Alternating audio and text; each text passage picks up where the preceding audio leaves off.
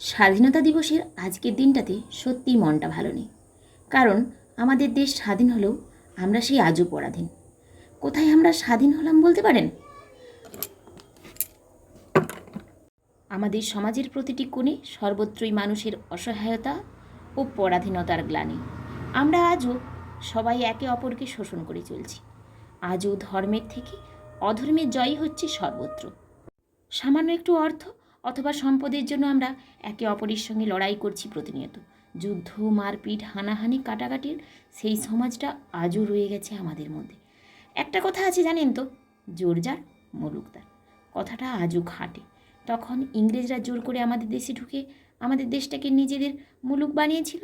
আর আজ যারা বসে রয়েছে সমাজের উঁচু তলায়, তাদের হাতেই নিপীড়িত হচ্ছে সাধারণ জনগণ, সমাজের নিচুতলার নগণ্য ব্যক্তিবর্গ। মাঝে মাঝে ভাবি, এর থেকে পরাধীনতার দেশটাই মনে হয় ভালো ছিল। সেই দেশে আমরা জানতাম আমরা পরাধীন, আমাদের কথা বলার অধিকার নেই, আমাদের মাথা উঁচু করে দাঁড়ানোর ক্ষমতা নেই, তাই আমরা চোখ তুলে তাকাতে পারতাম না। কিন্তু আজও কি আমাদের সত্য কথা বলার সাহস রয়েছে? আজও কি আমরা স্বাধীনভাবে বিচরণ করতে পারি? না, সত্যিই পারি না। তাই তো দেশের প্রতিটি কোণে রোজ ভয়াবহ নৃশংসতার শিকার হচ্ছে কত নারী, রোজ নিপীড়িত নিগৃহীত হচ্ছে কত শত বোন, কত অসহায় মা আজও চোখের জল ফেলছে তার সন্তানের জন্য। কত মা আবার একটু ন্যায় বিচারের আশায় এদিক থেকে সেদিক ছুটেই চলেছে, অথচ ন্যায় পাচ্ছে না কোথাও। এই তিলোত্তমার কথাই বলুন না, 1 বছর হয়ে গেল, আজও কি পেল সে ন্যায়? তবে আমরা কেমন স্বাধীন দেশের নাগরিক, যেখানে রোজ রোজ তিলোত্তমা মরছে অথচ অপরাধী নির্দ্বিধায় ঘুরে বেড়াচ্ছে? একেই কি বলে স্বাধীন দেশ? এর জন্যই বুঝি নারী পুরুষ একত্রে সংগ্রাম করে ছিনিয়ে এনেছিল স্বাধীনতা? সত্যি গল্পেই সেসব ভালো শোনায়, বাস্তব বড় কঠিন। 18 বছর বয়সের ক্ষুদিরাম হাসতে হাসতে ফাঁসি নিয়েছিল, এই জন্যই বুঝি। আর ভগৎ সিং আসলে সেদিনও কিংসফোর্ড ছিল, আর আজকেও আছে।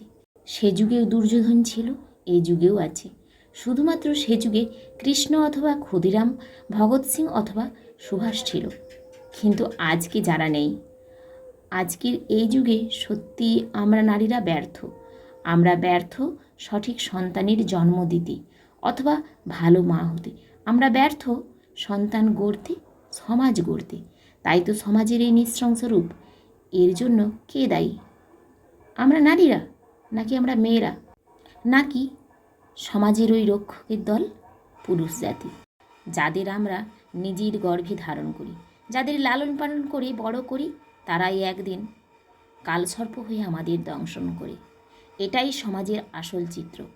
এখানে তোমার পাশে তোমার আসল শত্রুকে তুমি চিনতেই পারবে না। যাকে তুমি তোমার রক্ষাকর্তা ভেবে তার উপর ভরসা করছো, সেই তোমায় ভক্ষণ করবে সময় এবং সুযোগ বুঝে। তাই সবসময় সাবধানে থেকো। জানবে, ইংরেজ সশরীরে দেশ ছাড়া হলেও রেখে গেছে তাদের কিছু বীজ, যেগুলো সেই রক্তবীজের ন্যায় আমাদের দেশে সর্বত্র ছড়িয়ে ছিটিয়ে রয়েছে। আর তারাই করে তোমার শোষণ। তাদের ধ্বংস করতে হলে, তাদের সমূলে উৎখাত করতে হলে তোমাকে সবসময় চোখ কান খোলা রেখে অসীম বুদ্ধি দিয়ে লড়াই করতে হবে। জীবনের প্রতিটি ক্ষণে সচেতন থাকতে হবে, এমনকি নিজেকেই নিজে রক্ষাকর্তা হতে হবে। কারণ এ সমাজে কেউ কৃষ্ণ নেই যে দ্রৌপদীকে বস্ত্র হরণের হাত থেকে বাঁচাবে। এখানে সবাই দুর্যোধন, দুঃশাসনের দল। এখানে নেতাজির জন্ম অভাবনীয় কল্পনা, যে বলবে তোমরা আমাকে রক্ত দাও, আমি তোমাদের স্বাধীনতা দেব। এখানে রক্তের বদলে স্বাধীনতা পাওয়া যায় না। কারণ আমরা যাকে নিজেদের রক্ষক মনে করে আমাদের মাথার ছাতা করে রেখেছি, আসলে আমাদের ভক্ষণের জন্য সর্বদা লালায়িত হয়ে রয়েছে সে। তাই নিজেই নিজের ভরসা হন, নিজেই নিজের লাঠি হন, এমনকি নিজেই নিজেকে রক্ষা করুন। কারণ আপনি মরলে আপনার পরিবার অর্থ পাবে। আবারও আপনার ধর্ষণ হলে আপনার পরিবার টাকার জন্য ওই রাজার কাছে সশরীরে দাঁড়িয়ে থাকবে। অর্থের কাছে সবাই পরাজিত, এমনকি সমস্ত সম্পর্কই মূল্যহীন। তবে ব্যতিক্রম অবশ্যই রয়েছে, কিন্তু তা খুবই কম। খুব কম মানুষ রয়েছে যারা আজও নেতাজির মতো, বিবেকানন্দের মতো এই সমাজের কল্যাণ চায়, কিন্তু তাদেরও পিষে ফেলা হয় চক্রান্তের মাঝে। তাই কাউকে বিশ্বাস নয়, শুধুমাত্র নিজের মা বাবা ছাড়া। হ্যাঁ, সমাজে হয়তো আজও অনেক ভালো মানুষ অবশ্যই রয়েছে, যাদের জন্য আমরা হয়তো এখনও ভালো থাকি, তবে সংখ্যায় তারা নেহাতি কম। কিন্তু সে যুগের কিছু স্মরণীয় মহান ব্যক্তি ছিল বলেই আমরা আজও সগর্বে বলতে পারি আমরা স্বাধীন। সদর্পে অহংকার করতে পারি আমরা ভারতবাসী, যাদের কথা মনে পড়লেই বুকটা চড়া হয়ে ওঠে গর্বে। অথচ এখন কি সত্যিই কোনো মা তেমন সন্তানের জন্ম দেয়নি? যেই সন্তান ছিনিয়ে আনবে নারীর স্বাধীনতা, যেই সন্তান মোছাবে এক সন্তান হারা মায়ের চোখের জল, যে সন্তান করবে দেশের উন্নতি, দেশের শিক্ষা ব্যবস্থার রক্ষা, পরবর্তী প্রজন্মের ভালো থাকার সুযোগ।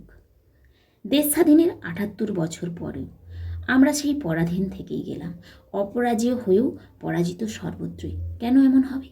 এমন ভারতবর্ষের কল্পনা করে শত শত বীরের মৃত্যু হয়েছিল বুঝি? তাই আজকের দিনে আর ৫টা সাধারণ মানুষের মতো পতাকা উত্তোলনে সামিল হতে পারলাম না, দেশের হয়ে জয়গানও গাইতে পারলাম না। কিভাবে গাইব? আমরা কি সত্যিই স্বাধীন হয়েছি? সত্যিই কি ইংরেজ শাসনের হাত থেকে রক্ষা পেয়েছি? সত্যিই কি নির্ভয়ে বিচরণ করতে পারি এখানে সেখানে? তাই আমি মনে করি আমরা আজও পরাধীন। হ্যাঁ, পরাধীন। আজও পুরুষতান্ত্রিক সমাজের কাছে শোষিত, নিপীড়িত, লাঞ্ছিত, নিগৃহীত। আর এই নিপীড়ন কখনোই শেষ হবার নয়। তাই পারলাম না বলতে, কারা রইল হু কপাট, ভেঙে ফেল কর্ণে লপাট, রক্ত জবার শিকল পূজার পাষাণ বেগে। যদি বলতে পারতাম তাহলে নিজের হাতে শাস্তি দিতাম সমাজের ওই নিকৃষ্ট জীবগুলোকে।